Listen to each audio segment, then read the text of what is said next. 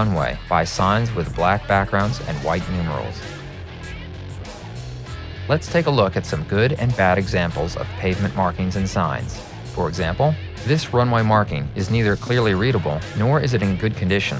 But in contrast, a pilot can easily read this runway marking, which is standard configuration and standard color.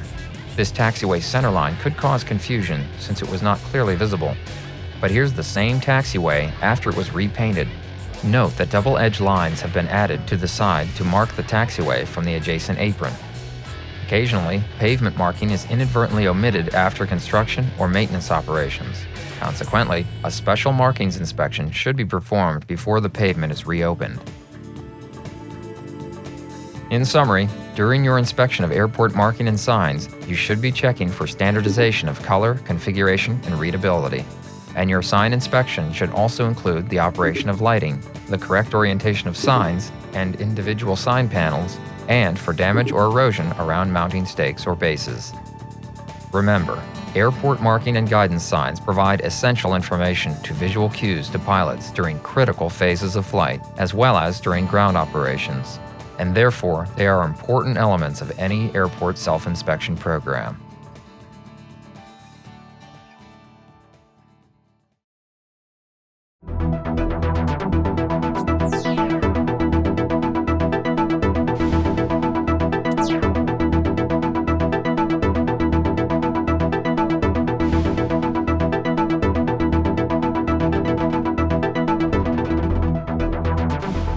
At night and during periods of low visibility, lighting is vital for safe airport operations. Lights come in different shapes, sizes, colors, and configurations, and can be located either in the pavement or along its edges.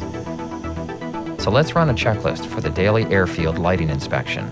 Alignment is particularly important for high-intensity runway edge lights because the lenses are designed so that most of the light goes toward the end of the runway, with very little toward the sides. If a high-intensity fixture is properly aligned but still seems dim, its lens might be improperly mounted. During the inspection, make sure that the runway lights are working at each of the brightness steps, and if the lights are power-controlled, they should be activated to ensure that this system is working. Any missing or broken lenses should be reported. Report vegetation or snow obscuring any light, as well as lenses that are dirty. Inspectors should be familiar with the color coding of airport lights since pilots rely on them for specific information. Any lights that are the wrong color should be reported at once. Runway edge lights are white, except on instrument runways where yellow replaces white on the last 2,000 feet or half the runway length, whichever is less. This creates a caution zone for landings. In the opposite direction, the yellow runway lights are white. When viewed from an approaching aircraft, threshold lights are green to indicate the beginning of the runway. But when viewed from the aircraft taking off in the opposite direction, threshold lights are red and taxiway edge lights are blue. Edge lighting for a displaced threshold is somewhat complicated since the area between the threshold and the pavement area is not considered to be usable runway for approaching aircraft, but it is considered to be runway for other operations. For this reason, it's necessary to use several split lenses. For example, lights along the pavement edge in this area show red toward the approach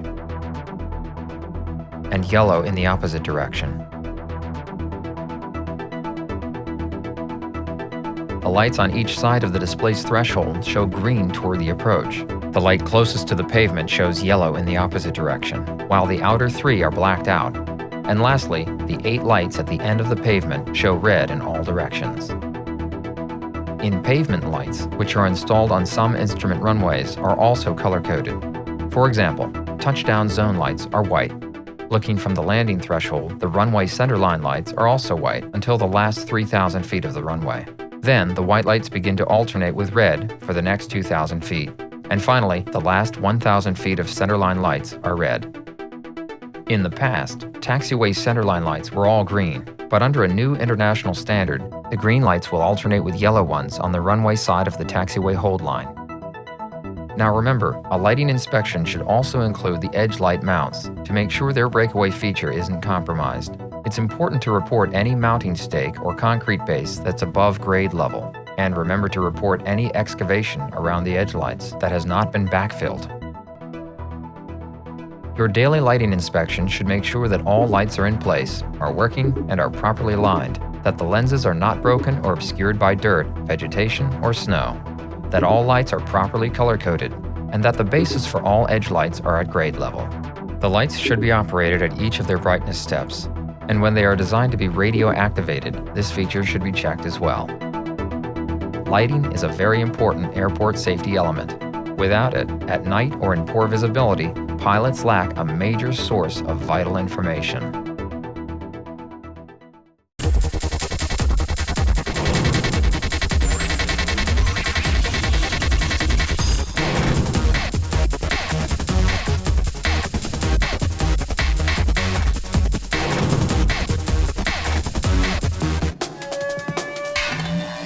Depending on an airport's size, navigational aids may vary from a simple windsock to a very sophisticated instrument landing system, which allows operations to the lowest minimums. Operation, maintenance, and inspection requirements of electronic navigational aids are not covered in this presentation. While some visual aids may be owned by the airport operator, others may be owned by the FAA, the military, or others, and it is the owner of the navigational aid who is responsible for making sure that it is working properly. The inspector should include these aids in his daily inspection and report deficiencies to the owner so that they can be repaired. The daily inspection should concentrate on the visual navigation aids owned by the airport operator, for example, the rotating beacon, the segmented circle, the wind cone, runway end identifier lights, REILs, and the visual glide slope indicator system, VGSI. The rotating beacon shows the airport's location and therefore should be checked daily to make sure it is working properly. A segmented circle should be clear of vegetation, dirt, or snow so that it can be easily seen from the air, since it helps the pilot find the wind direction indicator. And also, erosion can displace circle segments, so you must be alert to this possibility as well. Wind direction indicators, such as the wind cone, give pilots important information for landing or takeoff. The cone should be inspected daily to make sure it swings freely, and if lighted, that all lights are operating. Runway end identifier lights, or REILs, provide the pilot with a rapid and positive identification of the approach end of a runway. Daily inspections of REILs should ensure that each light is flashing. Since REILs are placed in safety areas, they should be mounted so that they can break away, and their bases should be at a grade. And any obvious misalignment of the light fixture should be reported. Periodic investigations should be made to check for proper horizontal and vertical alignment. Visual glide slope indicators provide pilots with valuable landing information. VASIs, PLASIs, and PAPIs are common types of visual glide slope indicators, and as part of any daily inspection, should be checked to see that their lights are in working order. And since they are located in safety areas, they too must be breakaway mounted and the bases at grade level. Any obvious misalignment of the support structure should also be reported. And as a part of your periodic condition inspection, the correct angle of the glide path indicator should be checked using the proper alignment equipment. Remember that the daily inspection of navigational aids should concentrate on the visual elements that are owned by the airport operator, and the inspection should focus on examining the aid to see that it is working properly, making sure that it is not obscured by vegetation or snow, that any associated lighting is working, and that there are no obvious misalignments of the navigational aid.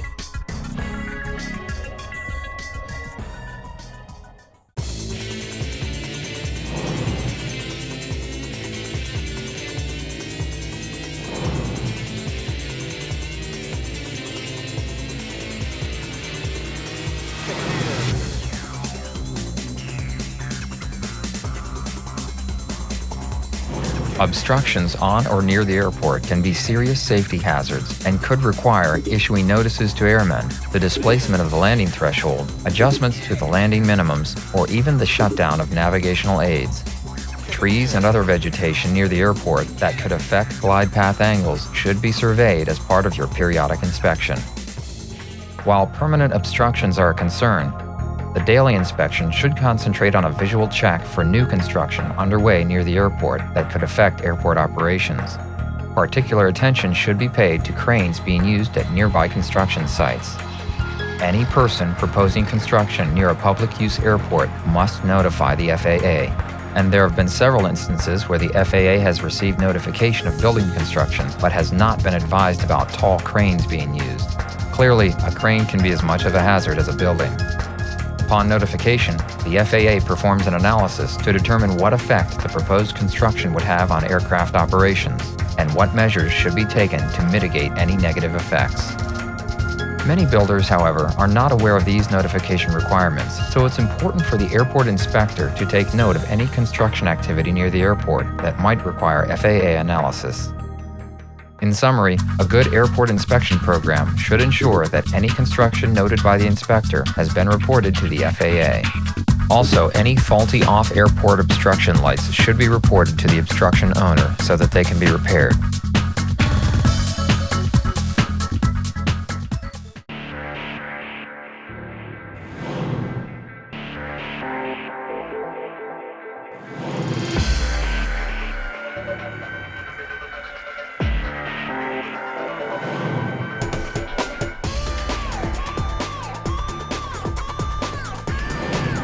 Airport operators have the responsibility of making sure fueling operations comply with regulations and are conducted in a safe manner. Continuous surveillance of fueling operations should be practiced. Periodically, fuel trucks should be inspected, but the inspection should concentrate on the fuel farm and should include security, fire protection, and general housekeeping. As far as security is concerned, access should be restricted to only those persons authorized in the fuel farm. So the inspection should include checking to make sure there are appropriate signs and that all gates are closed and locked. In addition, all lights in or near the fuel farm should be checked. And the inspection checklist should include making sure that no smoking signs are posted, since fire and explosion are the two biggest worries. Fire extinguishers should be readily available and should be checked to be sure they are BC rated and that their seals have not been damaged. And finally, the inspection should include checking to make sure the bonding wire and clip are available and that they are in good condition. Also, check for the hydrostatic test approval tag. These tests should be conducted every 5 years. A poorly maintained fuel farm is a dangerous one. It should be clean and not littered with debris, and there should be no vegetation growing in or around the area.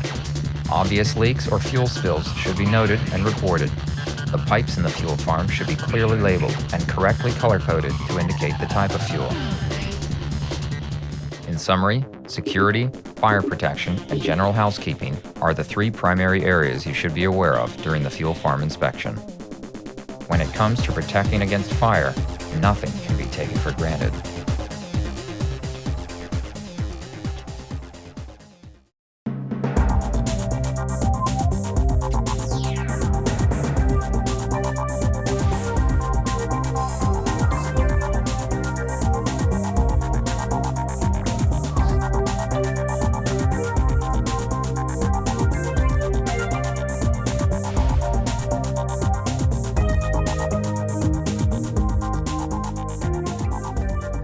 It's no secret that snow and ice can create very hazardous conditions at an airport.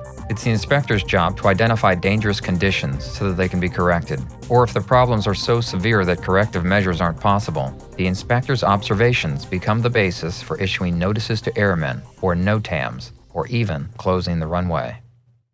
As an inspector, there are a number of conditions you should be looking for. First, there's ice or snow on pavement surfaces, which could cause reduced aircraft directional control or even alter braking effectiveness. Then, there's the possibility that lights and signs might be obscured by snow or damaged by snow removal operations. Snow banks or snow piles next to the pavement can create problems with wingtips or engine clearances, or they may block access routes dedicated for airport rescue and firefighting vehicles. And foreign object debris, particularly chunks of ice, may be left on the pavement after snow removal operations, and snow that accumulates around electronic navigation aids may interfere with their signals. Since winter weather doesn't run on any regular schedule, one daily inspection probably isn't enough to make sure your airport is safe. Several special inspections may be needed until the situation is back to normal. Inspectors should report any snow or ice on pavement so that crews can either remove it or use approved abrasive materials. Removing snow or ice from the pavement is one thing, but if that operation covers runway or taxiway lights or airport signs, another hazard has been created. Lights and signs that a pilot can't see don't mean much. Check to make sure nothing has been covered over or damaged during snow removal operations. Remember that the inspector should also check to make sure snow removal operators have not blocked any access routes that are dedicated for airport rescue and firefighting equipment. Similarly, snow depth should be checked in critical areas around electronic navigational aids to ensure that the snow doesn't interfere with the signal. Looking for various foreign objects after snow and ice removal operations should be an important part of your special inspection. Even sand from ice control operations can accumulate on the pavement, so obviously any debris should be removed before aircraft operations are permitted. In summary, your ice and snow inspection checklist should include identifying slippery pavement, making sure all lights and signs are visible, being alert to snowbanks on or near the pavement, making sure snow doesn't block access for airport rescue and firefighting vehicles, checking to be sure snow hasn't interfered with navigational aids, and looking for foreign object debris on runways and taxiways. But when any hazard created by winter conditions can't be corrected immediately, appropriate NOTAMs should be issued.